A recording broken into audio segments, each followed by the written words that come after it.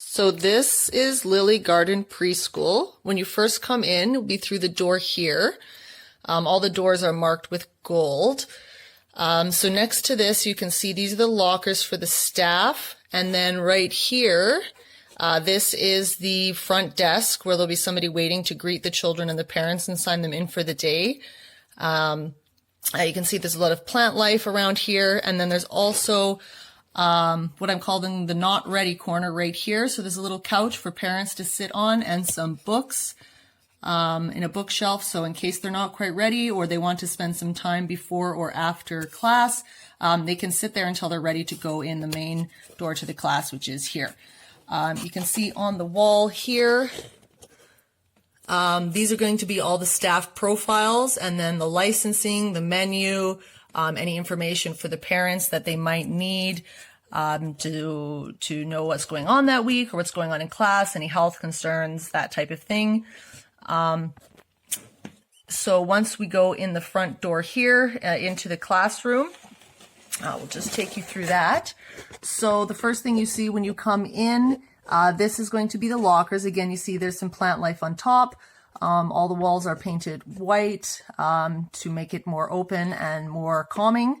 All the floors here in this main area are going to be hardwood floors that are water resistant and that type of thing.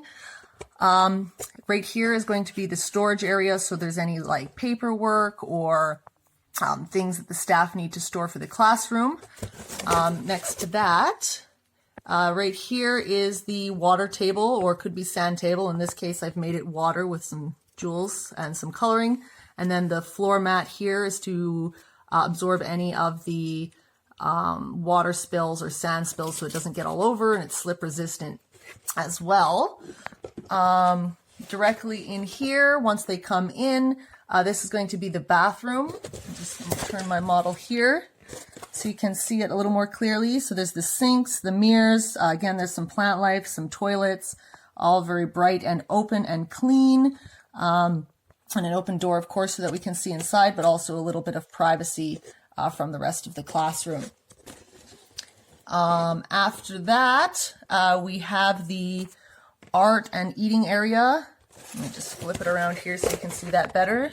Again, there's a nice bright bay window here where you can see in. If you're doing art, of course, you can look outside. There's a variety of different art materials. Let's see if I can zoom in here. It's not very clear. So anyways, can't see it very clearly, but there's some paper, some decorative jewels. There's also some pencils, markers. There'll be a Play-Doh available here, and just a variety of different art materials. And again, an art stand where somebody can paint and look out the window for some inspiration. On the other side, we have the Dramatic Play Center. So I obviously couldn't include everything because space was limited. But there's the kitchen center, the dress-up center, basically any role-playing type stuff would be in this area. I'm not sure if I mentioned these tables would be used for crafts, but they're also used for eating, snack, lunch, that sort of thing. When we go over here, oops, fell over. This is the manipulatives, the cars, that sort of thing. So these are the automobiles and the cars. These would be like the blocks. And then here would be the different manipulatives that they could use to count or separate, build with, that sort of thing. Whatever materials they have, could be like Lego or cubes, etc. Some of them you can see have spilled out because I've actually filled them with real materials. This is a nice carpet for them to play on, and it's kind of contained, so this area can get quite busy. So I've kept the borders around here for the kids to be able to build or play with their cars in this area. Looks rather small, but in real life it would be quite large area for them to play. And this would be the puzzle table, so they could either take the manipulatives over here or build the puzzles that would be on these shelves, probably this one over here. So when we move over here, this is kind of the busier area and the wet area, because it can be quite busy and messy. And then when we get over here, this is going to be the whiteboard and the calendar, you know, where they would have their circle time. So of course there's a nice big soft mat here for them to sit on. They can also come here to play some, you know, more activities that are a little more quiet, to spend time, depending what they want to do. And then in the corner here, this is the library. It's a little bit bigger. In real life, it would probably be child-sized, just based on the model and the spacing and the walls. I made it a bit bigger, but in real life, it would probably not be this tall. It would probably be more around the size of the child's chest or waist height full of books. I guess it could be taller, but it would have to be secure so that there is no option to fall down. So usually I would keep it a little bit smaller. Again, there's a nice big window over here. So that they can see out. So there's lots of light. You can see there's a window here that I actually made, window here. And then of course on the other side, there's that window there. So there's a lot of light that's going to come into this area and really open it up and create a nice warm environment. Let's turn my model over here. So this is the quiet area right here. So there's mats, pillows, bean bags. This is to be the canopy, but I didn't want to really cover the whole thing so you could still see it. There's also an overhead light that I've created. I'm not sure if you can see it,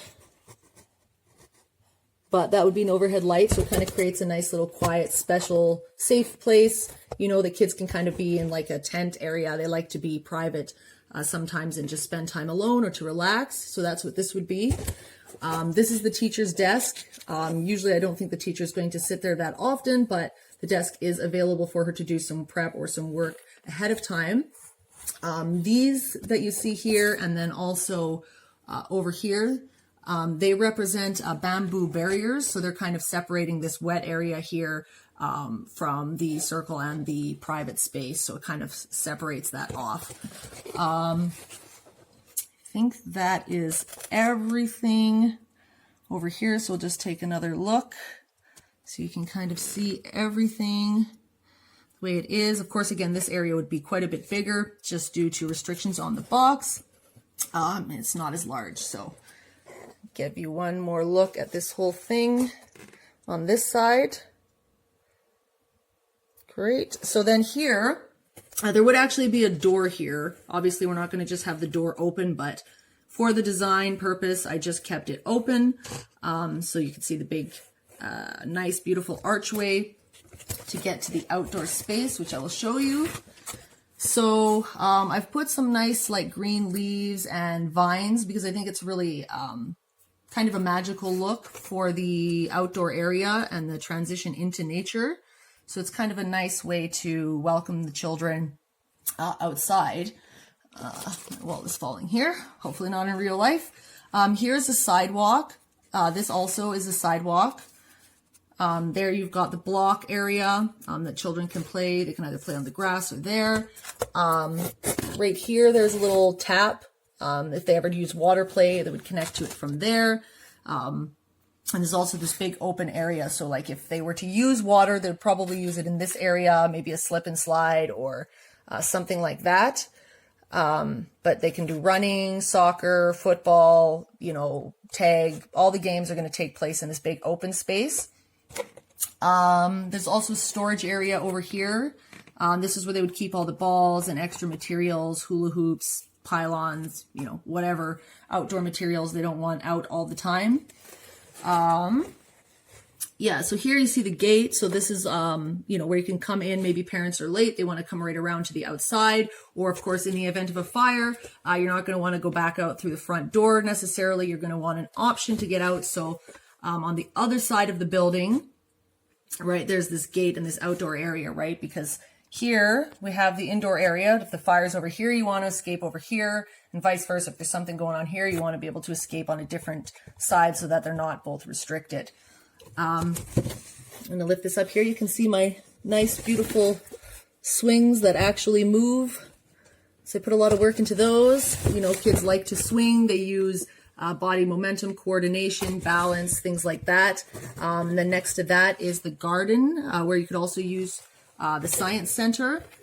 There's a lot to explore over here. Like I said, the garden, the trees, the scenery you can see all around. And then there's kind of like a quiet sort of area. This is the bench. So I'll just lift this up so you can see it a little better. There's a book here because, you know, some people might want to come and actually read. Maybe they do some art, something like that. Of course, there's the paint easel here where they can stand and paint, looking out, again, facing nature on purpose. Better to look at nature than it is to look back at the building. These fences are chain link fences, higher, of course, than the children. And then behind there, or beside there, these are the tires. So these are kind of like an obstacle course to help with balance, coordination. And then there's some, excuse me, some balance beams here, a big one and a small one. So depending on their skill level, they can go across either the large one or the small one. And then this area is all protected. There's a sand box here with a little umbrella that they can put over top, you know, in case they need some shade, or out in the open if they don't. Of course, there would be sand toys available as well. I didn't include them here, but I think it kind of goes without saying that that would be available. So they could really engage with sensory play. You know, again, we could take that water from the other side here and put some water in here if you want to explore the different properties that sand has. You know, they can dig, they can build, they can measure, understand weight distribution, consistency. There's a lot you can do with the sand area. And then beside that, there's this teeter-totter here. So, of course, again, this is work with teamwork, balance, you know, coordination, all of that. And then here we have this nice big playground. It's not up to scale. I only had so much Play-Doh, and I didn't quite build it the same, but I did the best I could. So there's various towers here. Again, there's some shaded areas, a bridge, a tube to crawl through, different slides. This one's wavy, this one's straight down. There was also some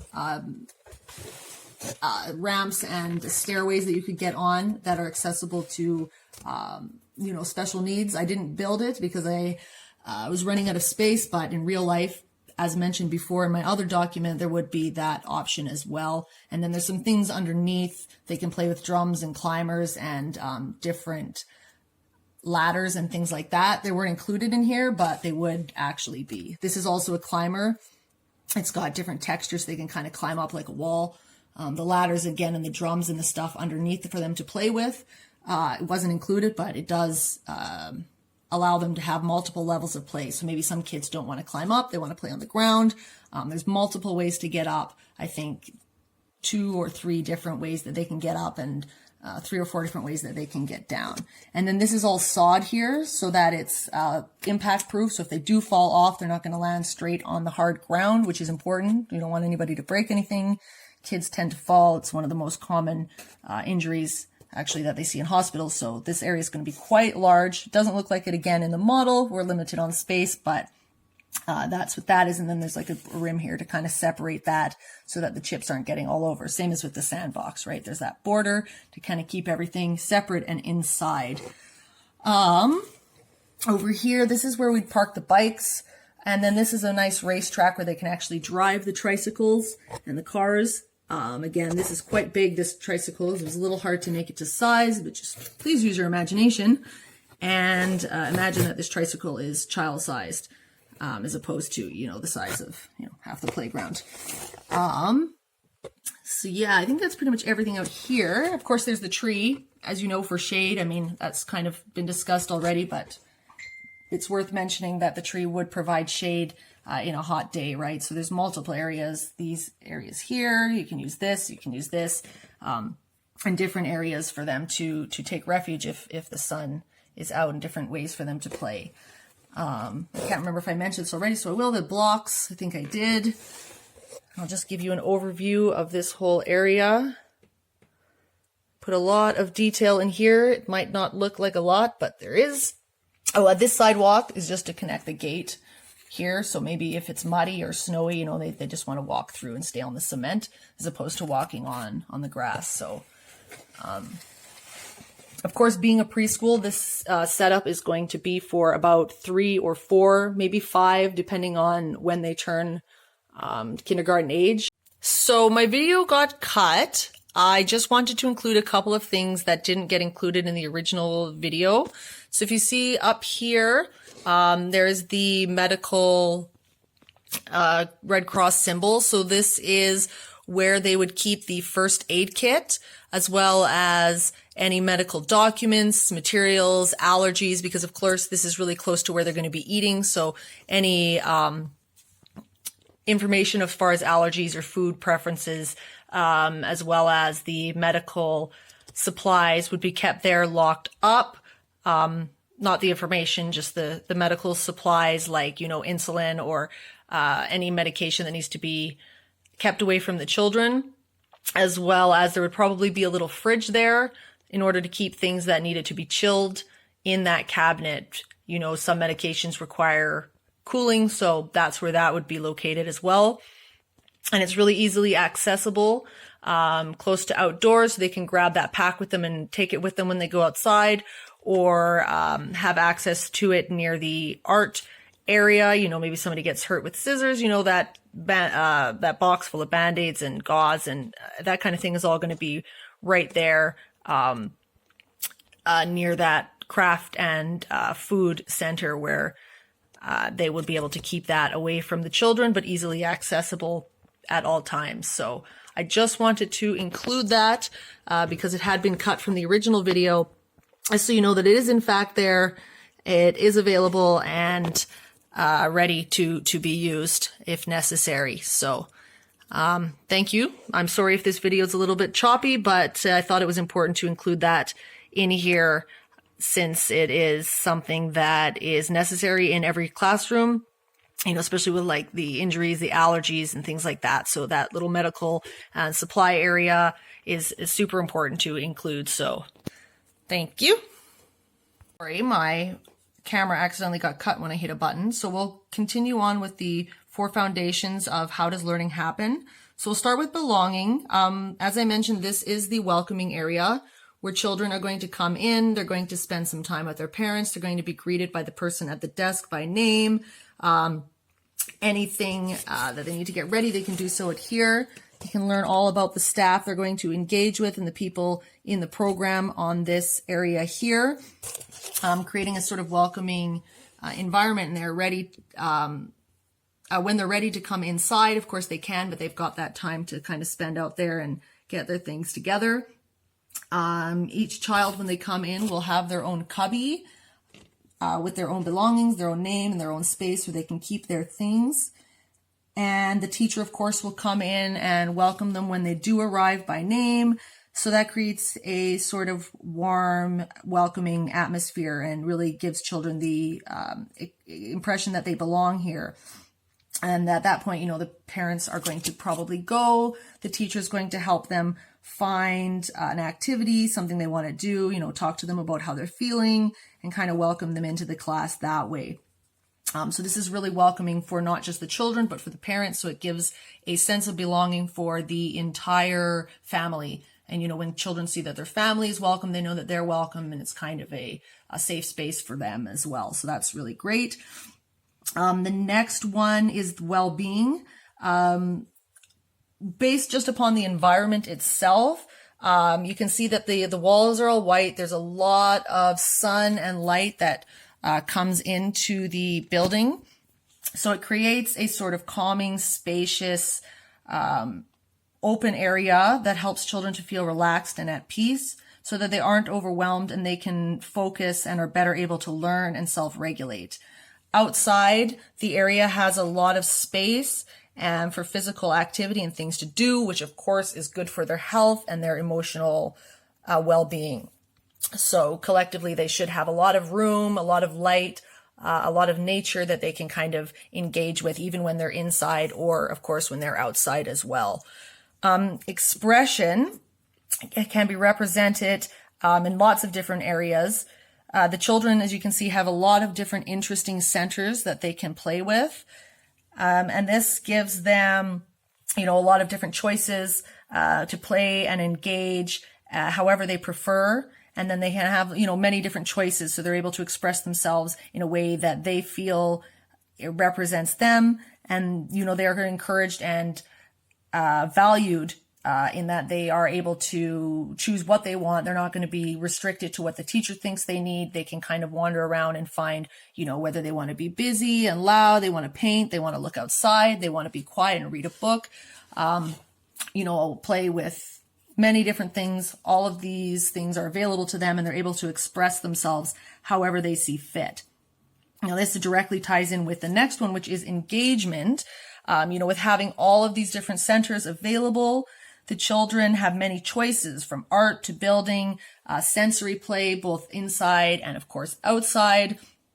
They can play with books. They can sit in the quiet area with friends or by themselves. They can be alone. They can be with friends. They can be busy. They can be loud, or they can be quiet. They may even be able to use the whiteboard if the teacher permits, for some more artistic feeling that way. And then, of course, they're able to choose. They have many choices. They can decide for themselves. And when they're deciding, they're usually happy because they're choosing something that they really like to do. And that allows them to be engaged, right? If you like what you're doing, you're going to be engaged in what you're doing. If you don't like what you're doing, you're probably not going to be engaged because you don't want to do it. You're not excited. So with all of these beautiful choices, they have so many options to really enjoy themselves and be engaged in what they are doing. And they won't likely become bored. Of course, the tools and the items could be switched out depending on the themes and the child's interest to kind of keep that, engagement going, right?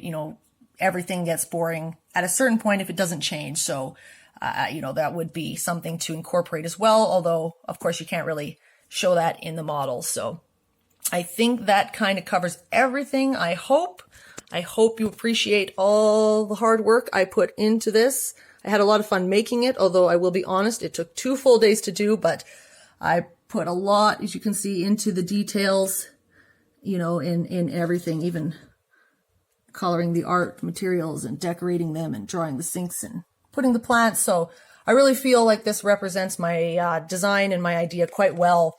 And I'm very happy with the way that that everything turned out. So I would really actually quite love to have this as my child care center for my preschool. So I hope that you've enjoyed seeing it with me, and thank you.